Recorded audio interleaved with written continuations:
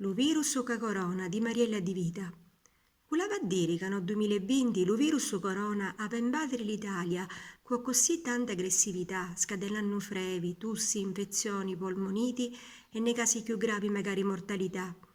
Si sa che la culla fu la lontana Cina, ma di danno in poi a misca a dismisura e più l'umunno cammina.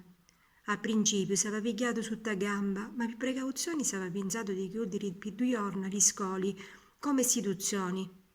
Ma quando Presidente Conte in diretta nazionale lo decreto partoriu, allora da ognuno di noi capiu quanto pericoloso era st'invasori, che magari erano armato di fucili o pistoli e invisibili e mutu mieti vittimi.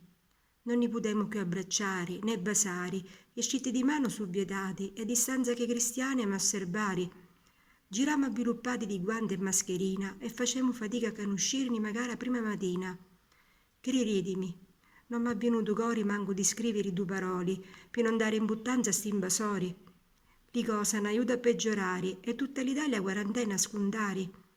Ava a passare sto periodo, forse avevamo bisogno di sto blocco totale per pigliare coscienza che dopo tanto correre o capolinea andiamo a filmare. Tutti gli sconvolgimenti che l'uomo ha creato, alla macinatura d'anni ha arricato, e fossi oggi una domanda lo conto senza fare alcuno sconto. Solo la fede ne può aiutare, aggrappammo fotte allo signoruzzo, e cadere quarantena a vita nuova niscemo è come un arcobaleno che è il preludio di tempo sereno.